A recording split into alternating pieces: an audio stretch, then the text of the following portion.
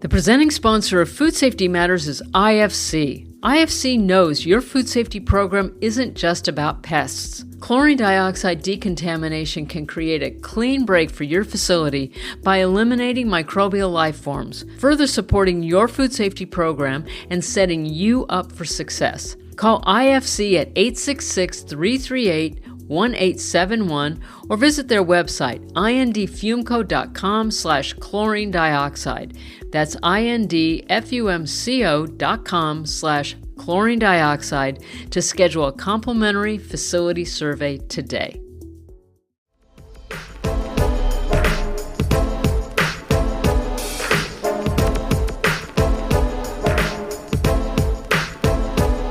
Hello, everyone, and welcome to Food Safety Matters, the podcast for food safety professionals. I'm Stacey Atchison, publisher of Food Safety Magazine, and I'm here along with my co-host, Adrian Bloom, our editorial director, and Bob Ferguson, president of Strategic Consulting. Clean, separate, cook, chill. What's that from? Clean, separate, cook, chill. It's what we need to do. It's what we need to teach and learn. And I'm educating you, Bob. That's right. About food safety. I need it. Because it's still September. And for our listeners in the U.S., that means that it's still National Food Safety Education Month. So, clean, separate, cook, chill. I feel like I need pom-poms or something. I don't know. I was not a member of Spirit. I didn't even know that there was such a thing called Spirit until I don't know, until I was 35. Anyway, back on track. So this also means that there's still time to take advantage of our, and by our I mean the Food Safety Summit special $100 discount on top of our early bird rates if you register now for the 2026 Food Safety Summit that will be held May 11th through the 14th in easily accessible and affordable Rosemont, Illinois.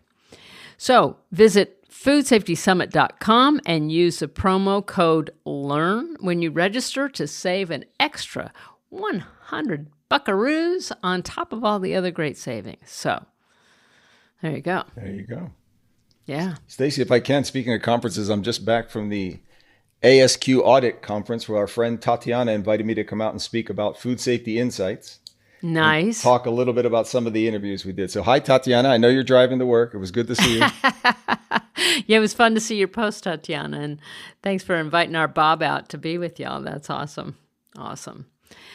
She's been a fan of the podcast for a long time. She has. She's a good fan of the podcast. Yeah, that's awesome. Okay, so Adrian, do you want to tell us a little bit about today's guest interview? Yeah, sure. So today I'm speaking with Dr. Kathy Knutson on the fundamental elements and challenges of evaluating an environmental monitoring program, or EMP as we call them.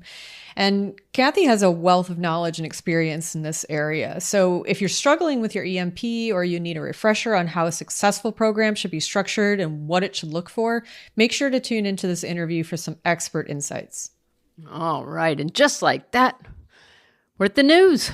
Okay, so and I think we've got some news. We've got some news for you today. So first in our news lineup today, the Make America Healthy Again, or MAHA, strategy was unveiled in a September 9th press conference led by HHS Secretary Robert Kennedy Jr. The final strategy, which was prompted by the first MAHA report that was released in May, didn't really change much from the leaked draft of the report that was obtained by Politico in mid-August, and which we discussed on episode 201 of the podcast. So food safety, consumer, and environmental stakeholder groups are criticizing the strategy's deregulatory approach and lack of a clearly defined roadmap to deliver on the administration's MAHA promises.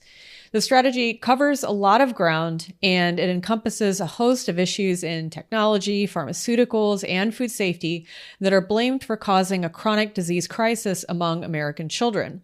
So the strategy's food safety content encompasses ultra-processed foods, synthetic food dyes, water quality standards, nutrition labeling, food allergies, infant formula, pesticide residues, and grass reform. So let's go through these one by one briefly. All right, so USDA and FDA are going to continue their efforts to develop a federal definition for ultra-processed food that will support future research and potential policy activity. Also, HHS and FDA have previously shared their intent to phase out the use of synthetic petroleum-based dyes from America's food supply. This plan was criticized by consumer protection and food policy experts for relying on voluntary industry cooperation rather than enforceable rulemaking. But some tangible actions by FDA to achieve this goal include revoking authorizations for certain dyes, along with expedited approvals for natural food colorings. Some large and notable food companies, as we've been reporting, have already made pledges to phase out the use of synthetic food colorants. Okay, so also in May, the EPA revoked legally enforceable drinking water maximum limits for 6 PFAS of concern, which were established under the Biden administration. The final MAHA strategy simply says that EPA and other federal partners will, quote, assess ongoing evaluations of water contaminants and update guidance and prioritizations. So the strategy actually mentions fluoride multiple times, saying that EPA will review new scientific information on fluoride's potential health risks in drinking water. But interestingly, PFAS is only mentioned once in the strategy report, saying very generally that federal agencies will, quote, update recommendations regarding its presence in water. Okay, so regarding nutrition labeling, the strategy says that FDA is going to consider revisions to its proposed front-of-pack nutrition information and rulemaking and will work toward the development of a potential final rule. FDA also plans to develop guidance on diagnostics and treatments for food allergies. The FDA is also calling for better transparency of food ingredients that impact certain health conditions, such as gluten for individuals with celiac disease. Okay, now regarding infant formula standards, in line with its Operation Stork Speed announced in March, FDA plans to modernize nutrient requirements for formula, increase testing for heavy metals and other contaminants, and encourage companies to develop new infant formulas. However, stakeholder groups such as Consumer Reports have voiced skepticism about the agency's ability to achieve their goals in the realm of infant formula safety, saying that FDA's budget and staff cuts would leave the agency ill-equipped to deliver on its promises. The final strategy also failed to take a hard stance on pesticides use and residues in food, as critics of the leaked report draft and MAHA health advocates had argued for. In fact, it appears to be largely ignoring the issue of pesticides residues by failing to endorse increased regulation for toxic pesticides. Rebecca Wolf, senior food policy analyst at Food and Water Watch, noted, quote, the MAHA Commission report is most notable for what it lacks: any real action on toxic pesticides linked to rising cancer rates nationwide. So instead, the strategy says that it promises to ensure, quote, confidence in EPA's robust pesticide review procedures. And it also says it will speed up pesticide approval processes by partnering with the pesticides industry to educate the public about EPA's, quote, robust review of pesticide applications. And you can actually read more of my commentary on pesticides in my upcoming editorial column in the October-November issue of Food Safety Magazine if you care to. So just putting a little plug there. That's coming out soon. It's not out yet. Right. Coming out soon in early October. Okay. And going down the list here. So with regard to GRAS reform, the strategy looks to eliminate the GRAS rule, which allows food manufacturers to use ingredients that haven't undergone a formal safety review by self-determining their safety. So FDA recently added a proposed rule to the unified agenda that significantly alters the GRAS rule, including making notification of GRAS submissions mandatory for most substances, requiring FDA to maintain a public-facing GRAS notice inventory, and clarifying the process under which FDA would determine a substance is not GRAS. In recent years, several bills have been introduced at the state and federal levels to close the loophole provided by the GRAS provision, and GRAS has been at the center of national discourse about food additives and food chemical safety for some time now. Oh, where to begin? You exhausted? I am exhausted. Thank you, Bob. Mm-hmm. And I told Bob and Adrian too, I've got a massive sinus headache, which makes me look a little bit like a pirate. One of my eyes is just kind of closed. So I am exhibiting a bit of side eye here. There's so much dissonance. It's just hard for me to get my head around the dissonance of this. And the grass stuff there's a lot that's been talked about. We've talked about this so much for so long. It also feels like I don't know that I have anything more, to offer to the conversation. But I don't put a lot of stock in voluntary pledges and what people say. So we'll see what people do. Now, I did do a little quick review, and some people have already reformulated and stuff, and or have confirmed their plans to do that, and that's great. I think that's great, and we'll see where we wind up there. I have a hard time squaring the lack of support for science in general. Good science and good research requires funding and support. I don't see the administration long on that. And, the good folks that have spent a lot of time with me over the years in food safety, they seem to be scientists and they seem to believe in science and they put a lot behind the science. So I'm kind of still with them. So, sticking with the science, and I also know that, putting forth meaningful regulations and legislation is very difficult. I think it's easy to say stuff. We could all agree that there's legislation and regulations that could be rolled back that we don't need anymore, but to really do a meaningful job and to have people come together, It is interesting within the MAHA contingency that you have a lot of strange bedfellows. I mean, there are a lot of people coming together that you wouldn't normally see coming together, which to me does offer some hope. But again, I think it just lacks the real kind of supports that it needs to succeed in meaningful ways. Bob, what do you think? Well, like I mentioned last time, and I've not changed my mind from the draft to now either, is I still think it misses the bigger picture to really move the needle. And I mentioned last time that the American Society for Nutrition said there are some things within the draft and now within the final. That 2 days ago, they reviewed the final. And they said the strategy highlights important areas of inquiry, but misses a lot on dietary patterns, metabolic health, chronic disease prevention across life stages, food ingredients, all these other things that they say. And they reiterated that. And I think that's who I align with. It sounds to me like the kind of thing I'm thinking. And in looking at this and doing some research, I came across a paper that was published a couple of months ago. It was from WHO in Europe, and it was from the International Agency on Research on Cancer. And they looked at 400,000 people in Europe over about a 20 or 25 year period. And I'm really going to truncate this a bit and make it a summary.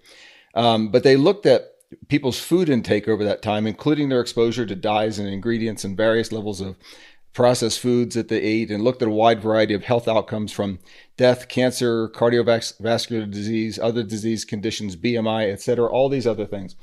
And again, to oversimplify this a bit, what they found was a real positive relationship between the level of consumption of ultra-processed foods with heart disease, all-cause mortality, digestive diseases, but no real association between ultra-processed foods and cancer or Alzheimer's. But they did find a lot of these negative associations. They then pulled out and looked at ingredients like dyes and some of the individual things that we're looking at, and they didn't really find an association there. What they postulated and what they believe is the association is it's not the dyes necessarily that have a negative impact, which is not to say that they have no negative biological impact, but the dyes tend to drive people to foods that are not necessarily healthy foods, more ultra processed, colored.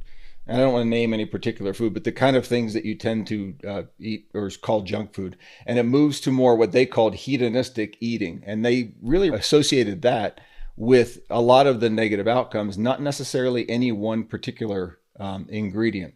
And they go through the data. It's really comprehensive.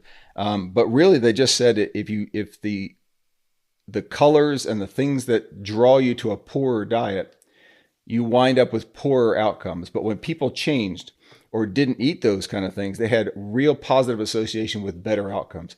So it seems to me it's more of a holistic eat better and not necessarily go and pick out this one little problem and this other little problem. So it seems to go together with what the American Society of Nutrition is saying. And that's where I think it's probably a bigger area to move the needle. You know, Bob, send us a link. Make sure and share that link with us. We'll put it in the show notes for everybody if they want to check that out. Yeah, I think, kind of following off what you both said, and Stacy, what you said about,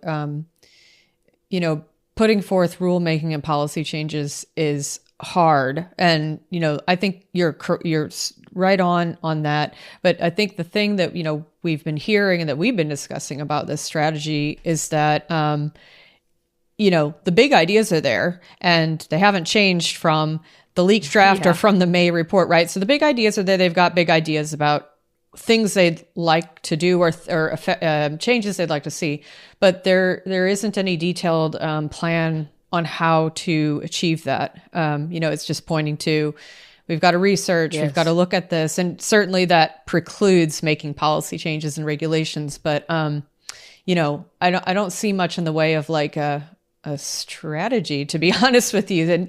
And I think one of the other things that is really interesting about this strategy is the language that it uses to talk about its efforts and its goals and its stances. And, as they say, language, whether it's written or spoken, shapes reality. So, aside from the number of spelling and grammar errors that jumped out at me in this report, I'm an editor. I have to notice that stuff. Thank God she notices that stuff. But, I lost count of how many times the strategy mentioned gold standard science. And I think it would be great if the strategy report could incorporate more details on what this gold standard scientific process that was established by Executive Order 14303 in May looks like for each diverse goal in every policy area. It kind of seems like the strategy expects you to just kind of osmose an understanding of what the gold standard science process looks like for each goal, each, thing that they want to achieve in every area. And I just feel like that's a lot of butter slapped on different buns. So, yeah, I don't know about that, but okay. So just picking out one detail to illustrate about this language thing though, saying aspirational things like ensuring America has the best childhood vaccine schedule. What does best mean in this context? What does a best vaccine schedule look like? I mean, none, apparently. Well, also, I have to imagine it looks very different to Secretary Kennedy than it does to an experienced pediatrician. But, I think this kind of language reads somewhat awkwardly for scientific and technical folks. And these are the ones who have actually made it their life's work to study and understand this stuff. So, it's kind of odd, but I think it does sure play into this administration's desire to kind of portray everything in America as the best and the biggest and the brightest and the most beautiful. So the language is very reflective of this presidential administration specifically. But I mean, saying things like modernizing American vaccines with transparent gold standard science. How do you want to do that? I'd sure like to know more. And I mean, of course, that was on vaccines, but I think that the language is very vague overall. And, Helena Bottmiller-Evich of Food Fix included a quote in her coverage of the MAHA strategy from Leah Kelly, Food and Agriculture Policy Specialist at the Center for Biological Diversity, that said, after all of Kennedy's bluster about reforming our unhealthy, destructive food system, this resembles a last-minute book report more than a strategic path forward.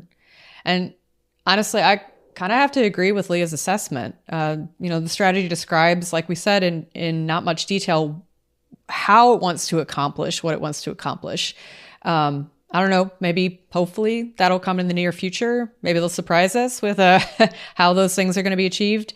But from my understanding, this just released strategy was supposed to be the detailed culmination of MAHA's efforts to address the childhood chronic disease crisis. And so I feel like it just changed some things from the May report and kind of didn't give much detail on how to achieve the goals. As many have been discussing, as we've been discussing, some of the goals outlined in the report kind of seem to be at odds with the stated MAHA agenda concerns. I mean, MAHA says it wants our food supply to be cleaner, more wholesome, and healthier. But the strategy seems to be fine with allowing cancer-causing pesticides to continue being used on the fruits and vegetables they eat, and that Kennedy says we need to eat more of. He's touted the benefits of wholesome natural foods, and I don't think anyone would disagree with that. But, things like his fixation on the evils of seed oils, which weren't really mentioned in this report, but we've all seen this in the news.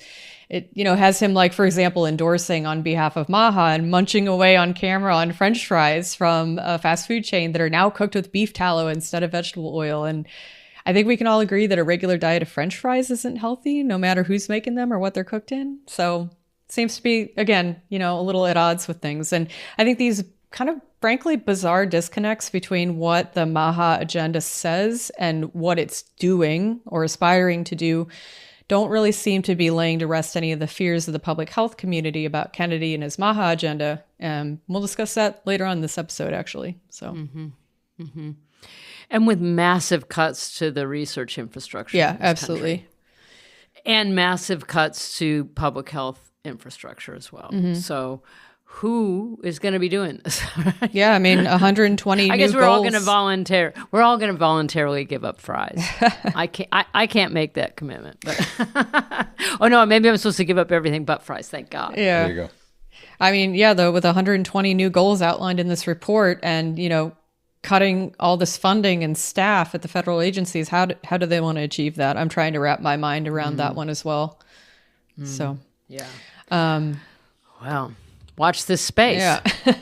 So kind of continuing, segueing into another related topic. So in the week prior to the release of the Maha strategy on September 9th, a host of public health and other stakeholder groups encompassing thousands of professionals published a flurry of statements demanding the resignation of Secretary Kennedy from the Department of Health and Human Services.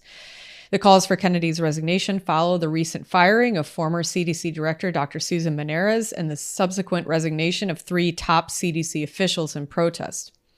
So in a September 3rd joint statement, 22 national medical, scientific, public health, and patient organizations insisted on Kennedy's resignation to, quote, restore the integrity, credibility, and science-driven mission of HHS and all of its agencies. The letter continued, forcing high-level CDC expert leaders to turn their back on decades of sound science to meet Kennedy's agenda puts us all at risk. This final exclamation point on a term defined by repeated efforts to undermine science and public health definitively leaves Americans less safe in a multitude of ways. So Kennedy's stances on vaccines were a large driver of this letter, but food safety plays a big role too. So according to the statement, under Secretary Kennedy's leadership, the U.S. has been left with a reduced capacity to protect the public from foodborne illness, including a drastic reduction in the number of infections monitored and a resulting increased risk of foodborne illness. The 22 groups also said that diagnostic testing, disease surveillance, emergency response, and state and local health department capabilities have been affected, among other areas. And in another letter issued on the same day, more than 1,000 professionals representing 14 federal public health agencies, including the CDC and FDA, also called for the resignation of Secretary Kennedy. The letter said Secretary Kennedy continues to endanger the nation's health by facilitating the firing of the CDC director and causing the resignations of important CDC leaders, as well as, quote, appointing political ideologues who pose as scientific experts and manipulate data to fit predetermined conclusions, among other actions. This letter was prompted by the August 8th attack on CDC headquarters in Atlanta, Georgia, after which more than 6,000 signatories urged Secretary Kennedy to, quote, cease endangering the nation's health by spreading inaccurate health information, affirm CDC's scientific integrity, and guarantee the safety of the HHS workforce. So although the original letter went unanswered by Secretary Kennedy directly, HHS released a statement accusing the signatories of, quote, politicizing a tragedy. Well, I guess we'll let that stand where it is. To be continued. There's plenty of tape. To be continued, and there's plenty of tape. You can watch all the hearings. You can, there's lots of drama everywhere. I guess that's what we can all agree. Lots of drama, so we'll see. I guess, but this is just. I think I need to get a new tattoo. We'll see.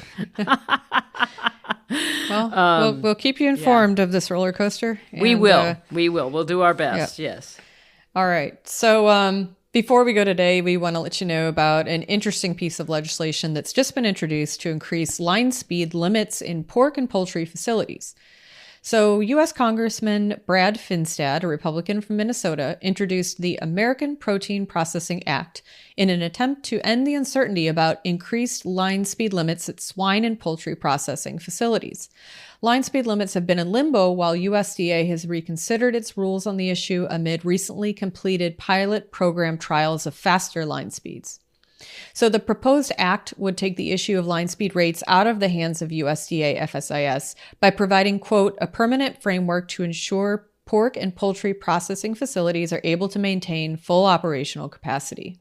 This framework would follow time-limited trial line speeds for swine, which would ensure that processors can, quote, operate at full capacity beyond arbitrary government deadlines.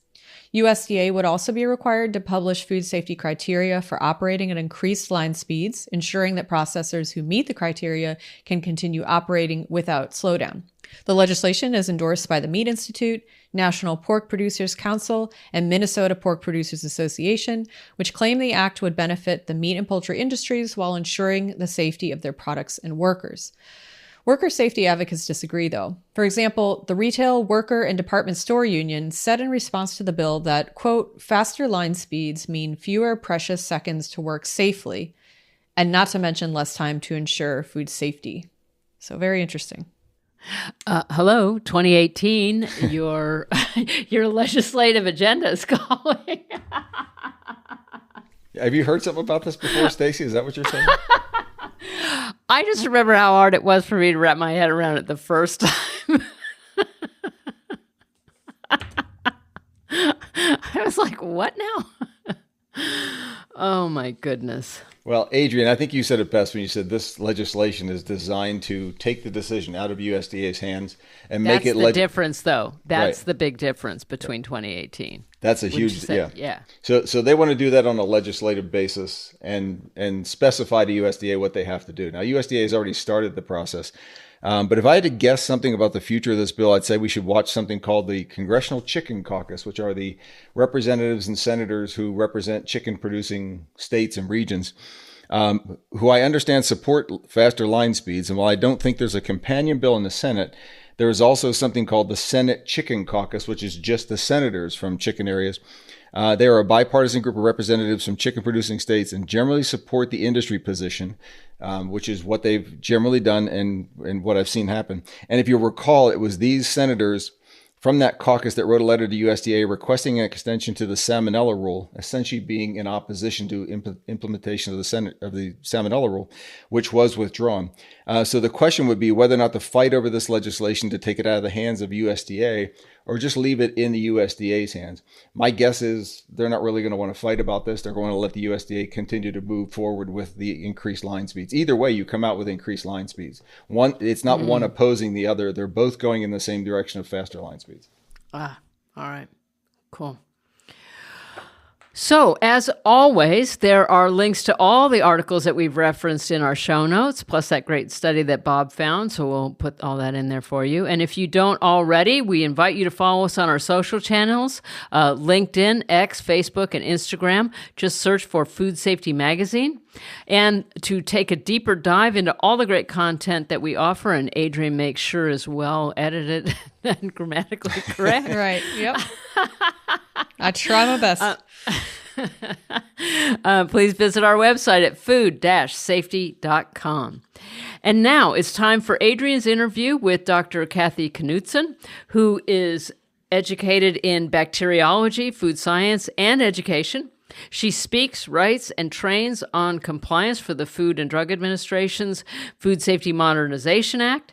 She has trained over 500, that's a bit, preventive control qualified individuals, or PCQIs, of which she is one.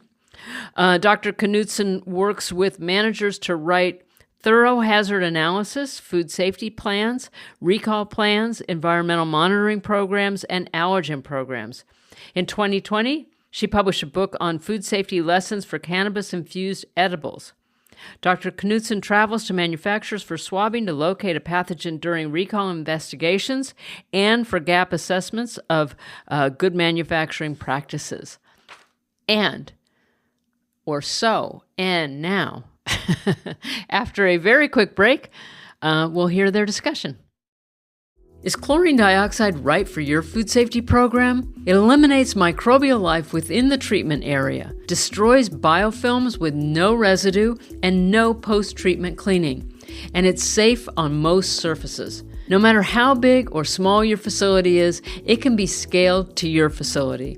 So if you thought chlorine dioxide treatments weren't for you, think again. Call IFC at 866-338-1871 or visit their website, indfumco.com/chlorine dioxide. That's indfumco.com/chlorine dioxide to schedule a complimentary facility survey today. Well, I am very happy to have with us again Dr. Kathy Knutson, who we last talked with on episode 157 in November of 2023. And that discussion was about the food safety considerations and regulations for cannabis-infused edibles. And since that time, Kathy, you've also written for Food Safety Magazine on the challenges of evaluating an environmental monitoring program, which kind of leads us to our discussion today. So welcome back to the podcast, Kathy. Thank you, Adrian. Glad to be here. Yeah. So I know that EMPs are a favorite topic of yours and you do a lot of work in this area. So when we talk about creating a robust and a comprehensive environmental monitoring program, where should companies start? That is a great question. And lately, I have been doing a lot of work in this area in terms of starting at the beginning. And that is that a robust environmental monitoring program starts with the control of good manufacturing practices, GMPs. And we know that writing an environmental monitoring program is a huge task. It is constantly under review.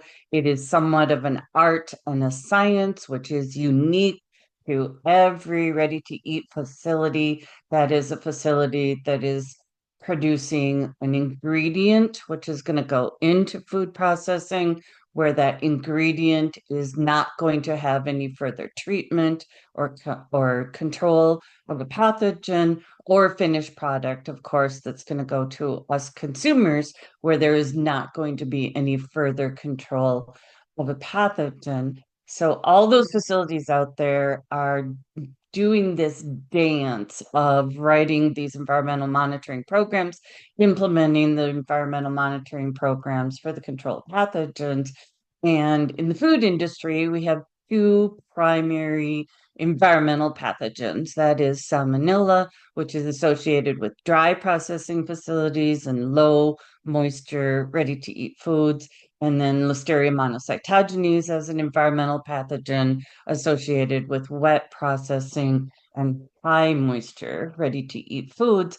But really, GMPs are the foundation of food safety. And therefore, GMPs are the foundation of these environmental monitoring programs. You must have effective GMPs in order to have an effective environmental monitoring program. So when we think about GMPs, it's topics like personnel, planting grounds, general sanitation. The facility should have a master sanitation schedule, which is then going to cover that general sanitation. Very involved is our facility maintenance and our facility sanitation crew. There is facility preventive maintenance, equipment preventive maintenance under GMPs.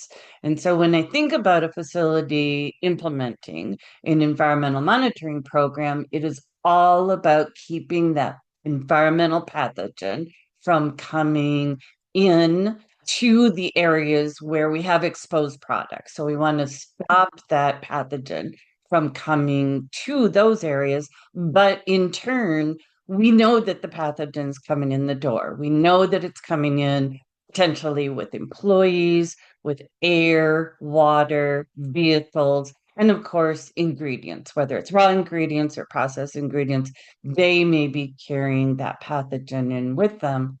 So the GMPs are going to help us, and we want to have that very strong foundation for food safety.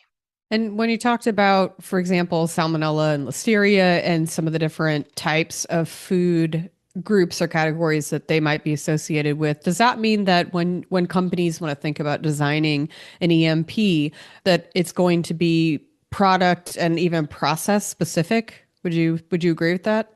Oh, absolutely. There's so many variables.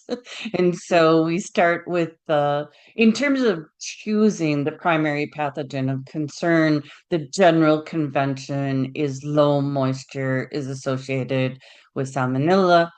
Wet processing, high moisture is associated with Listeria monocytogenes. And then, yes, you dive into those processing steps where the foods are exposed to the environment, and that is the highest risk areas. Okay. And so when we're looking at designing a robust EMP program, we have to look at air and water as considerations in a facility too. So what are the fundamentals that need to be in place for a robust EMP with regard to air and water? Yeah, and air can be a direct source of contamination, or air currents that are developed in processing can be a means for those pathogens to travel from one location to another location. And a lot of what we're going to talk about today in terms of GMPs, and especially to our audience who may be more in the quality assurance arena or realm, the understanding of the GMPs, the understanding of processing steps requires a lot of observation.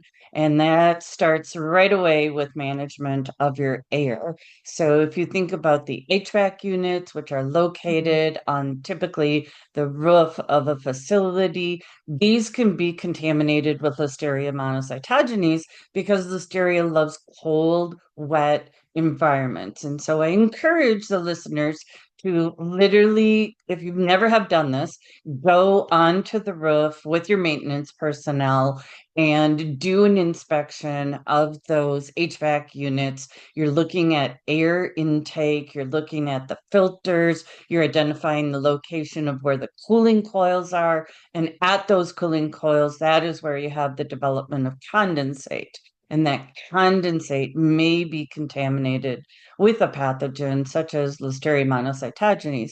We recommend that after those cooling coils, there is an installation of air filters that are going to filter out the bacteria. And the convention for the tightness of those air filters is MERV, MERV. So we recommend MERV 13 in terms of being a filter that's going to filter out bacteria, so that as that air passes through the ductwork and eventually into those processing and packaging rooms where the product is exposed to the environment, that air itself has not become a source of contamination. So then once you have that HVAC system inspected, then go into those processing and packaging rooms and look for the end of those air ducts. Sometimes they come down from the ceiling, sometimes they exit from the wall, and then determine what kind of air currents do you have? Is there air blowing over your finished product that potentially is contaminated? And then, of course, you're going to include those air ducts and the sampling of those air ducts in your environmental monitoring program for sampling sites. The same is going to be true now that we're in those processing and packaging rooms for any cooling units that may be in these rooms, like cold operations will have room cooling units, the use of compressed air, because anytime compressed air is used, there's a puff of air pressure. And then when we think about our processing and packaging equipment, there's a lot of movement. And so just imagine a conveyor belt. So that conveyor belt is traveling and it's going around rollers at the end of each one, at the end of each side of the conveyor belt. And then there's motors. And so all of this equipment is moving and air currents are being developed. If I'm in a facility and I'm doing swabbing, which is part of my consulting work, to go into facilities and help with this kind of thing. I always swab not only the conveyor belt, but the rollers for the conveyor belt, the motor, and imagine where that motor might be mounted. It might be mounted to the side of the conveyor belt. It might be mounted above the conveyor belt. And there are air currents that are being developed. So as these pieces of equipment are being used, and those are all potential food contact surfaces. So everyone would agree that the conveyor belt itself is a food contact surface, but we have to think beyond that in terms of if there was a pathogen on this particular site, like a motor, and then there's an air current, could that air current actually be the means for moving that pathogen to that product?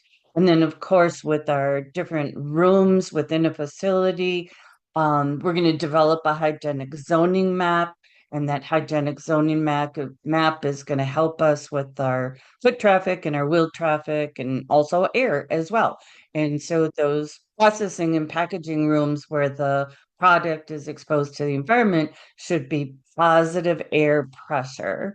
And that's really easy to test with any of these air currents, but certainly when you enter into a room with positive air pressure, just take a piece of paper, hold it up to the doorway, and that piece of paper should be pushed out with that air current. And in that way, with positive air pressure, if there are pathogens on the outside of that room, potentially airborne, then they're going to be stopped from going into the room. So developing that positive air pressure in those high risk areas, which are primary pathogen control areas, are super important.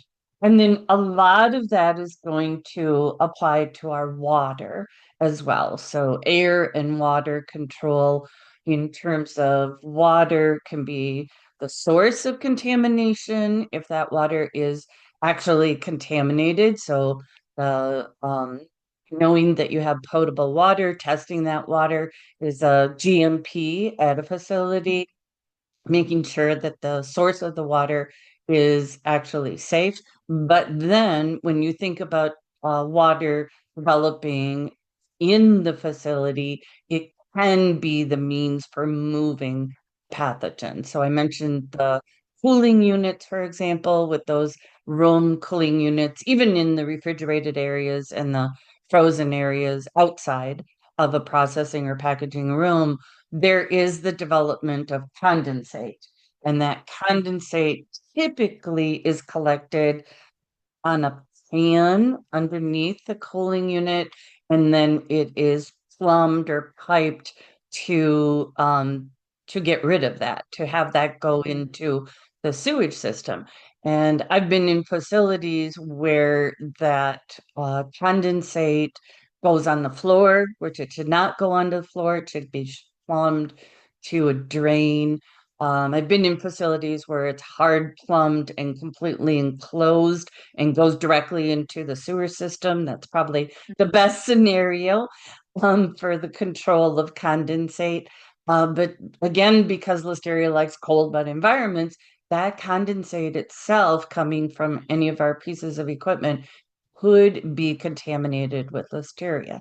And we are recording during the summertime where there's a lot of humidity and a lot of our cold equipment, a lot of our pipes have dripping condensate as that water condenses onto those surfaces. And again, what are they dripping onto? So could those overhead structures actually be a source of that pathogen, of the environmental pathogen? And then throughout the facility, just under GMPs, you are controlling your plumbing. So thinking about your cold water, your hot water, water coming from your boiler as your hot water, steam, potential development of condensate, but leakage. So we have a lot of plumbing leak in the food industry. Those leaks need to be fixed immediately. That is part of your GMPs, and Any water that is dripping is a potential source of contamination. Any standing water. I've been in facilities where the floors are not properly pitched, and so there ends up being puddles of water. That's a problem because then people has to squeegee those over to the drain. Any standing water on equipment itself, all of that needs to be controlled so that that water does not itself become a source of contamination. And then speaking of plumbing and our sewage system, then of course the drain backups are a huge hazard in a facility that may be experiencing backups from their drains because that is definitely contaminated. And what I recommend for everyone is to have a drain map. And with that drain map, you will see the flow of drains through your facility. And as the water and the waste go down, the liquid waste goes down into a drain, then the question is, where does that dirty water travel to? Because it's traveling to an adjacent room. And from those drains in the adjacent room, there's aerosols coming up, and those aerosols could be contaminated. So just understanding that in terms of your GMPs is so very important. And a lot of it takes observation, just going into those areas, watching and getting those drain maps, getting the hygienic zoning maps created so that you have those as tools. Yeah, I think these are really great points. And I mean, just pointing out some of the things that people may not have either totally considered or have done, like gone up on the roof and looked at the HVAC system to see, what's going on up there, and then following the path of that intake air through the facility. It's like if you do your swabbing and find a pathogen, like you talked about on a conveyor belt, for example, you might go, well, where is it coming from? Well, it could be coming from that vent that's blowing air on it. And then, things like we talked about with water, where it's so important to consider, condensation. I mean, we've seen drip and condensation play an integral role in recent listeria outbreak from last year, related to deli meats. And, standing water, of course, we all know that's a bad thing, not only for, potential microbial contamination, but also, it can attract pests. So we want to avoid that problem as well. So, yeah, great points. And I appreciate you going through that very thorough review of when we're looking at air and water in our EMP, how do we reinforce those things with GMPs? So super helpful for our listeners, I think. Now, we also, we touched on this, but I'd like to talk about it in a little more depth. Foot traffic and equipment movement. We know that those are really important considerations. So what are some of the major factors for these aspects when you're looking at your EMP? Mm-hmm. Absolutely. And this goes back to what I said that the pathogen is coming in. So it may be coming in with employees, it may be coming in with visitors like me when I go into facilities. So just assume that we're bringing these pathogens in. It may be an ill worker that is coming to work because they have to get that paycheck for their family. So your ill worker policy under GMPs is so very, very important. But then when we translate everything that we were just, or transfer everything that we were just talking about with control of water to control of foot traffic, this is where the facility really needs to understand their traffic patterns. And so making a foot traffic map, which I've seen in many facilities, is so very helpful. And it is best practice within the food industry to have a captured shoe policy where employees change out their footwear. So the boots or the shoes or whatever they're wearing in production, the company has boots or shoes that are provided. They stay there, they never leave and go home. Because just imagine what these employees may have been doing before they came to work. If they've got chickens in the backyard and they've got to go feed the chickens before they go to work or, walk the dog or whatever it may be. We just know that these pathogens are coming in.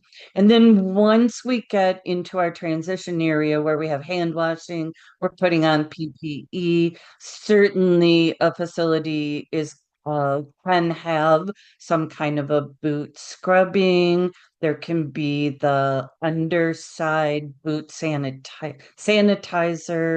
that is applied. There can be dry quartz crystals that are on the floor. There can be foamers that people have to walk through. So then, under GMPs, all of that is being maintained because those types of systems must be maintained, number one, so that they're being used.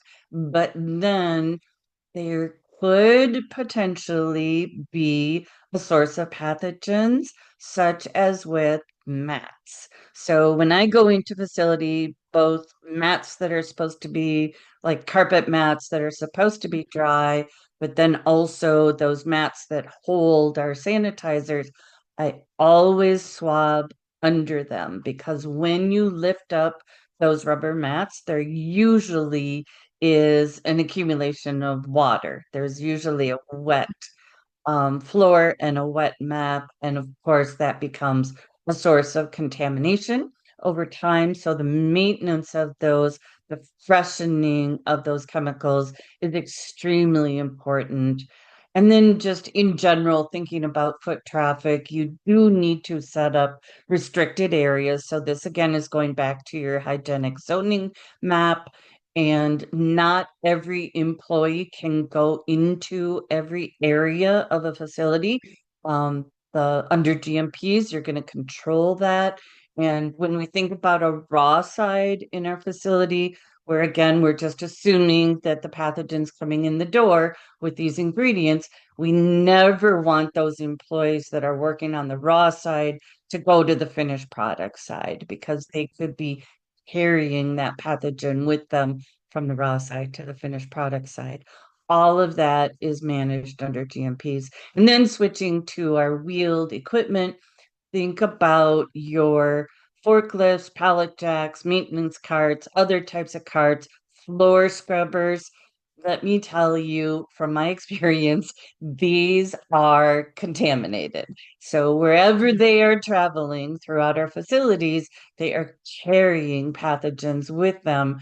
And for example, if a forklift has to go into a production room or into a packaging room, for example, just realize that they're bringing that pathogen into that area where you're trying to control the pathogen. So then another traffic map might be your wheeled traffic equipment. Where are these different types of wheeled equipments going into? Where are they traveling from? Is it a forklift that's going to the trash dock and then going back into a packaging area? And we set up systems for sanitizing. So there are products out there that can be sprayed onto the wheels, and they also can go through the foamers as well if you've got foamers stationed at certain locations to control for that contamination. Yeah, I mean, there are so many considerations when it comes to the movement of pathogens throughout a facility, and so appreciate the review of human traffic and then equipment traffic, but kind of diving further into equipment. This time we're talking about stationary equipment. You said earlier on in our discussion that maintenance was an important part of this. Of keeping a facility, clean. And so I guess I'm wondering, how does a facility preventive maintenance program factor into establishing that strong EMP? Yeah, I absolutely love working with maintenance and sanitation crews. They have so much knowledge. If you're lucky enough to have a facility engineer, somebody who's been at the facility in charge of maintenance and just has that corporate knowledge of understanding how things work.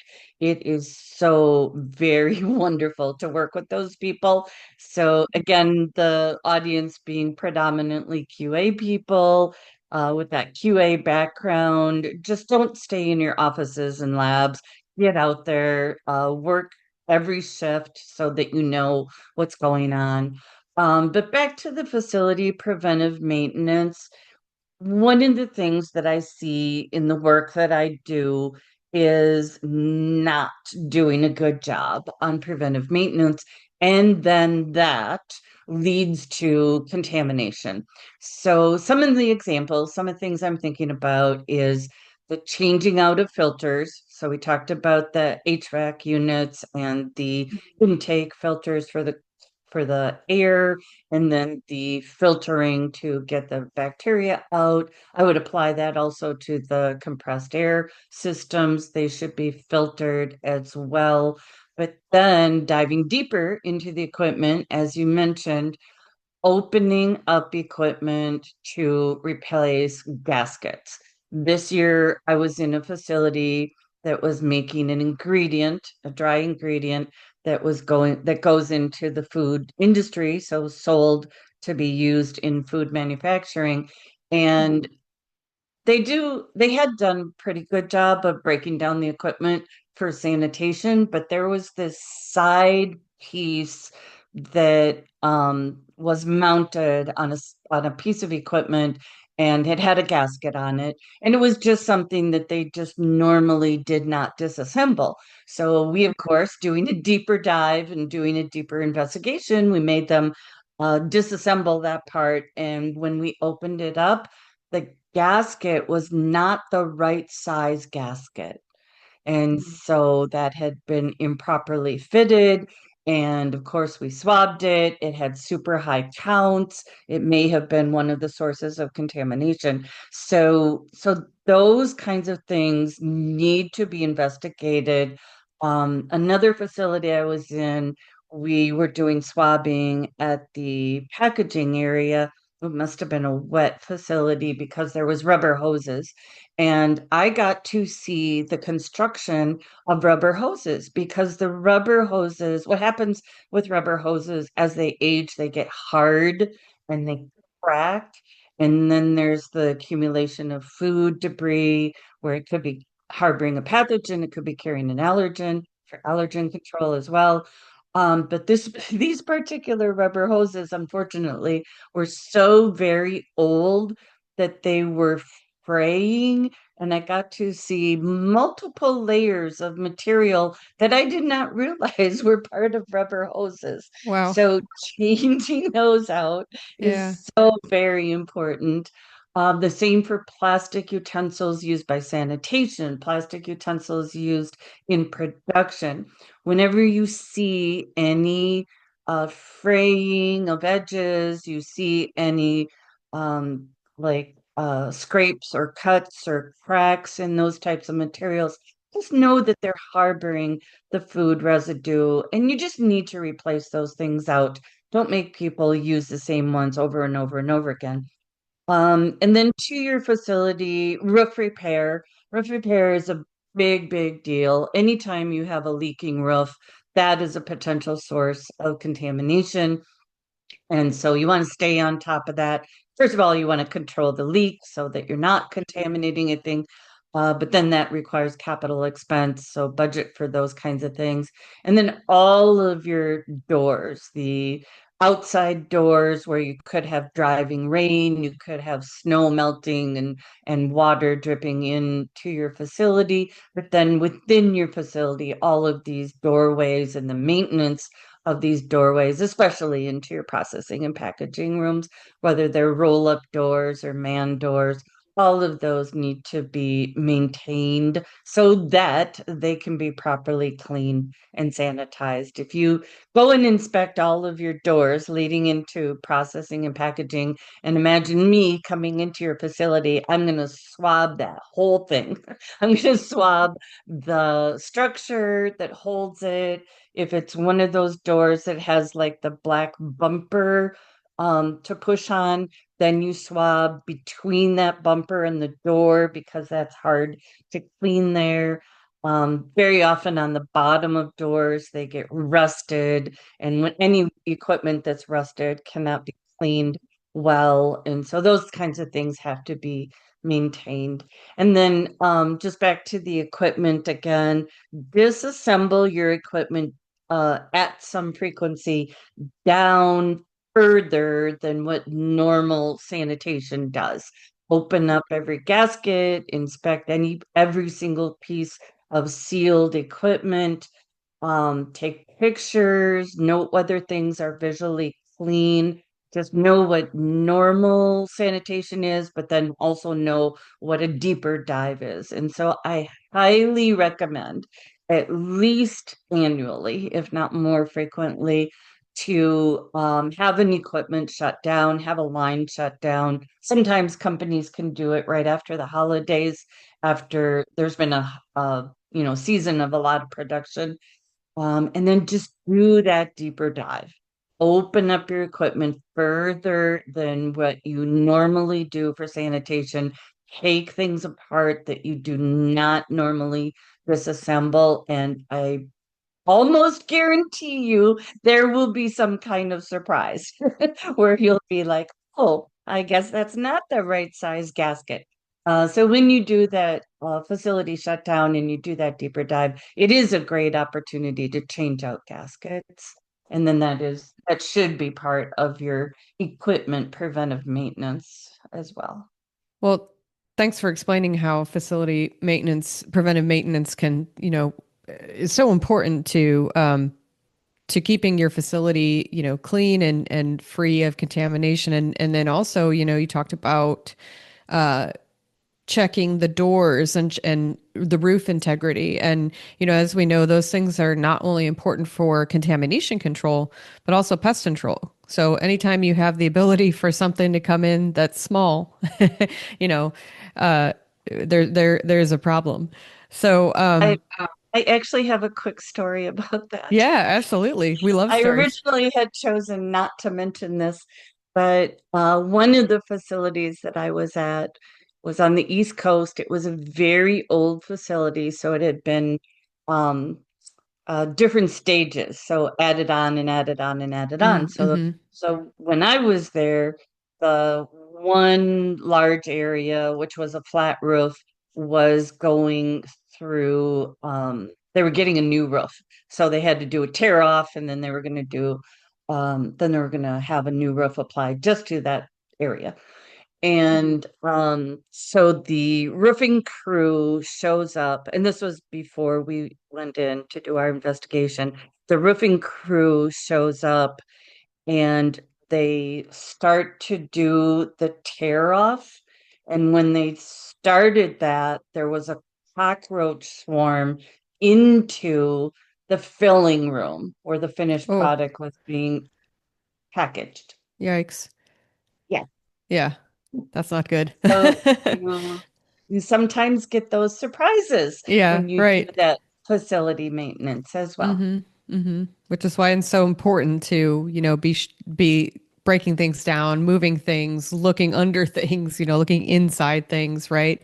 Not just Absolutely. relying on your daily sanitation, which, certainly contributes to keeping things cleaner, but it's that kind of like deep clean or deep look that is important for finding those harborage spots that you might not otherwise know are going to be problematic. So one of the things that we can't talk about EMPs without mentioning is sanitation, and we've kind of been talking about it this whole time so far. But how would you describe the relationship between a strong sanitation program and a robust EMP? Yeah, it's very similar to what we were just talking about in terms of maintenance. You want to have a strong maintenance department, maintenance crew, highly experienced people, and then the same on your sanitation side. With sanitation, I am a lead instructor for Preventive Controls Qualified Individual, and that's under FDA jurisdiction, and GMPs under FDA does require that at the facility there is one person who is named in charge of sanitation. And very often that person has the title in the food industry of sanitarian. So even if you don't have someone with that title of sanitarian, know who that person is who is in charge of sanitation. That provides leadership for that program. And of course, that person should always be making sure that there's enough resources, enough personnel who are highly trained, enough cleaning chemicals, sanitizers, and of course, all the utensils and supplies that they need for sanitation is super important. And then that gets us back to that master sanitation schedule. So, with the master sanitation schedule, we look at the blueprint of our facility, and most of the area of our facility is not those processing and packaging areas where the product is exposed to the environment, which means that the majority of the area of your facility is under general sanitation. So, with that, we have the concept where the pathogen's coming in the door, and now how are we going to stop it from coming into the door? So, when I think about general sanitation and I think about I think about, first of all, where could the pathogen potentially be? So we start with the employee entrance, then to the locker rooms, restrooms, of course, hallways. And then in my experience, I always swab when I go into a facility, the break room. And almost always I can find the pathogen of concern in the break room. And especially if your break room has a sink or you've got a water cooler, you've got vending like your soda machines where there's cooling coils, there is the development of condensate, there's the control of water, even in your break room. And you want to stop, of course, the pathogen from leaving your break room. And your employees are going to go through that transition area where they're going to wash their hands and put on PPE and take care of their footwear.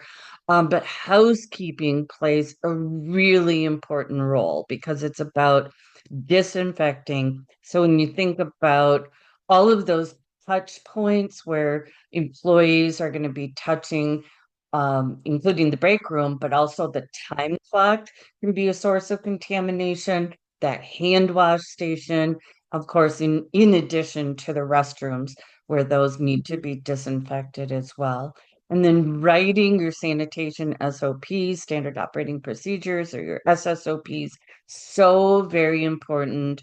Those of you under FDA jurisdiction where you have a sanitation preventive control, you are absolutely required to have those written procedures. But many of our other sanitation procedures under general sanitation also can use these SSOPs for the directions. If it's just a matter of making up a sanitizer to the proper strength, those kinds of things are very helpful to write in those SOPs. And then there's the matter of verification of sanitation, including the facility sampling program and records control. So I guess my question for you on that is, how does hygienic zoning inform swabbing protocols, and what should the food safety team be looking for in each zone? Yeah, and the term hygienic zoning is a little bit confusing. So I just want to pause and talk about that just for a moment, compared to zones, which we are going to be using to identify the sample sites. So with hygienic zoning, again, we're looking at the blueprint of the facility. We're identifying where the raw side is, the finished product side, those non-manufacturing areas like your break room restrooms that we were just talking about, plus your offices, compared to the very high risk areas, which is where the product is exposed to the environment. And then based on that blueprint and where you have identified these different hygienic zones, that will then set you up for those traffic patterns for your employees, the wheeled traffic patterns, and all of that control that we've talked about. And then going into verification, a robust environmental monitoring program is supported by a robust ATP monitoring program, adenosine triphosphate or ATP. And not all facilities can, like a small facility, a small business may not have the financial resources to invest in an ATP monitoring program yet, but they should certainly be planning for that. And then the majority of the food industry heavily relies on ATP. And I strongly encourage that the food industry develop those ATP monitoring programs. And then with the development of these ATP monitoring programs, which is for verification of sanitation, it's all about the food contact surfaces. So this is where the product is exposed to the environment in processing and packaging.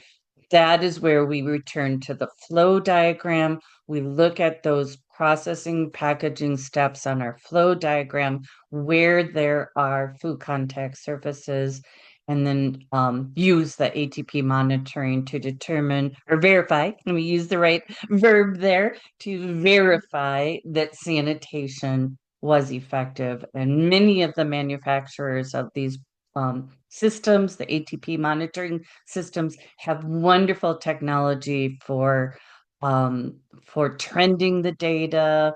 There may be mapping programs where you can map where you have a higher ATP value, where you have to dedicate more resources. So then getting into the zones for sampling. So ATP is going to focus on food contact surfaces. Our convention in the food industry is to identify sites by zone 1, 2, 3, or 4. So food contact surfaces are designated as zone 1, and that's the highest risk. And then zones 2, 3, and 4 are non-food contact surfaces. And just like the majority of the area on the blueprint of that facility for our hygienic zoning is outside of processing and packaging, the same is true for zone 4. So zone 4 is very, very similar and typically aligns with outside of processing and packaging areas. Then all of zone 1 and 2 sites are located within a zone 3 site. So zone 3 is where we have the highest risk of the cross-contamination of the pathogen into the product. I do want to mention, as you did earlier on, that last year Food Safety Magazine published the article that I wrote on this. And so in 2024, if you search for that article, it goes through these concepts of zone 1, 2, 3, and 4 in greater detail and can guide the listener through some of the development of their environmental monitoring program. And that is all based on risk. So every facility is unique. Every facility has to have their own environmental monitoring program because the control of the pathogen is unique to that facility. Some facilities have a really robust program where the pathogen is very, very well controlled, and then other facilities have a harder time with the control of the pathogen. So it's unique from facility to facility. Yeah, and thanks again, Kathy, for mentioning that great article you wrote on challenges for evaluating your EMP. And we'll make sure to put a link in the show notes for this podcast to that article so that you all can check out that article, which goes through some really great guidance for EMPs and taking a hard look at if you're doing it right. So, all right. So last but not least, having experienced, well-trained personnel in charge of the EMP is really important. And you have quite a bit of experience in training and teaching. So can you share some guidance on this, including, what certifications and training that the EMP team should be securing and having? Absolutely. Yeah, I have a lot of strong opinions on this because that's a big part of the work that I do. I do deliver training, as I mentioned, for the Preventive Control Qualified Individual PCQI, earning a PCQI certificate. So I've done a lot of work in that area over the last 9 years that we've been training people in the industry. And so part of the requirements under the FDA rule, which that training supports, is the development or the maintenance of training records. And under FDA jurisdiction, the FDA inspector can request to review those training records. So every individual within a facility is a qualified individual, meaning that they've been trained first in GMPs, so the onboarding of personnel and the GMP training program is absolutely critical and must be documented in the personnel file in terms of those training records. And then beyond that, any training that an individual goes through, such as PCQI certification, earning a PCQI certificate, then that also becomes part of their training records. And um, and in terms of PCQI training, the trend that I see in industry is, which I just want to talk about a little bit, is of course everybody needed to have a PCQI in the first implementation and enforcement of that rule. And then companies realized that they had to have a backup PCQI. So companies then had two or three that were trained. And really, a lot of industries now, a lot of companies now are getting multiple people trained as PCQI. So I have been in facilities where I've trained 24 people, 17 people, 12 people, and that's not unusual. But then in terms of the food safety team, I always recommend that the food safety team is not just a quality assurance team. It needs to be multifunctional. So my recommendation is always, of course, someone from QA, but then someone from production, someone from maintenance, from someone from sanitation. That's a 4-person team right there. And you might want to have maybe one other person, maybe somebody from procurement, maybe someone from human resources, but you don't want to have too many people because it just gets to be too unwieldy to get everybody together. And what my PCQIs are telling me is that if they're the PCQI um, on the food safety team and they have this multifunctional team, then they end up training all the other people on the food safety team. So now my recommendation is get everybody on the food safety team trained as a PCQI, just as foundational training, so that you're all speaking the same language and you're all kind of understanding what direction you need to go in terms of the role of the food safety team and implementing that food safety plan. And of course, that's going to apply for HACCP plans as well under USDA jurisdiction and other countries that have HACCP plans. So that, and then the other recommendation is to have a dedicated environmental monitoring program team. So have a subset where you have a small group, maybe about 3 people, maybe more, but just a small group that is your EMP team. And then someone on that team is the owner of the documents. So it's about document control and making sure that those documents are updated. Of course, that there's training and implementation of the EMP and everybody's following the SOPs. I recommend that multiple SOPs are written for your environmental monitoring program. I have seen single SOPs be written, and they tend to be really, really long and have lots of different topics covered in them. So it's a little bit easier to manage your EMP if you have multiple SOPs for the different activities that have to happen with your EMP. Well, that's great guidance on, what the teams for not only food safety, but the teams managing the EMP for a facility should look like and what types of responsibilities they need to, be responsible for. And within those subgroups, making sure there's one person who's looking at X and another looking at Y. So appreciate you talking a little bit more about the the training and the teaching that you have done. And it's also very encouraging to hear that the facilities that you're going and doing work for, that you're teaching so many people in PCQI for them to be certified. So that's great to hear. But I think this has been a really fascinating discussion, and I want to thank you, Kathy, for coming on and talking about all of these EMP related things. And I think conversations like this help our listeners to kind of look at their facilities in a different way. What are we missing, and how is what we're potentially missing possibly contributing to an unsafe environment. So I really appreciate you giving our listeners all this food for thought and all this great guidance that certainly you have a wealth of experience in. And appreciate you coming back on the podcast. It's been great to have you again. Thank you, Adrienne. It's so fun for me to talk about this. As you can tell, it is one of my passions. Yeah. There's, I think, just so much need out in industry.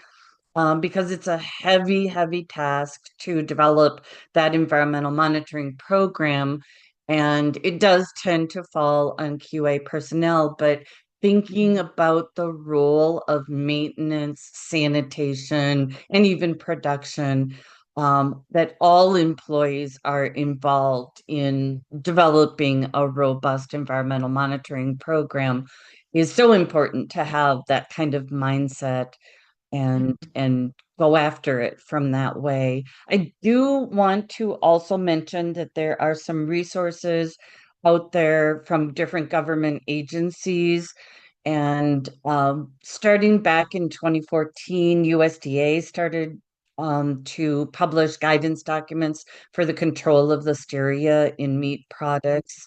And then in 2017, FDA published its guidance document for the control of listeria also, which is, if I can remember the title of it, it's Control of Listeria Monocytogenes in Ready-to-Eat Foods. And then very soon after that, the Canadian government agency, CFIA, published their own guidance document of basically the same title for the control of Listeria monocytogenes. But then in 2023, coming up on 2 years ago now, CFIA published more guidance documents, and FDA does recognize the food safety system of Canada. So those can be easily used by the listeners as resources. And then this year, FDA published a guidance document on sanitation for low moisture ready-to-eat foods, which was very, very welcomed by the food industry. Our dry processing environments and low moisture foods have very specific or unique challenges, I should say. So definitely check out that FDA guidance document on sanitation of low moisture ready-to-eat foods. Yeah, thanks for mentioning those resources, Kathy. And it's great for listeners, I think, to know that they have a wealth of resources from our agencies and from the CFIA and Canada as well to be able to consult. So again, thank you so much for being on the podcast. It's been a great talk today, and hope to have you back on the podcast again in the future. Thank you. Thank you so much. My pleasure. Thanks again to Dr. Kathy Knutson for joining us on the podcast today. And as always, thanks to all of you for listening. And a very special thanks to our sponsor, IFC. To get more information about chlorine dioxide, visit their website, INDFUMCO, that's INDFUMCO.com/chlorine dioxide, or call 866-338-1871 to schedule a complimentary facility survey today. And to make all of that easy, you'll find a link in our show notes to their website and their phone number. So check that out. You know we love hearing from you, so never hesitate. Send us questions and suggestions to podcast@food-safety.com or post a note on LinkedIn, X, Facebook, or Instagram. We always love getting your feedback. And to make sure that new and bonus episodes magically appear in your podcast player, all you have to do is click that follow or subscribe button in the player of your choice, and presto, bingo, all the episodes appear. And while you're there, please throw some stars our way by rating the podcast, especially if you liked it. It only takes a moment, and it's good for everyone. And that's it for us today. Our next regular episode will post on October 14th. In the meantime, take good care of yourselves and those around you, and we'll talk to you then. So, Bob, you can start typing on your computer now, because you know that sound's about to start. Okay, and I think it's going to come like now.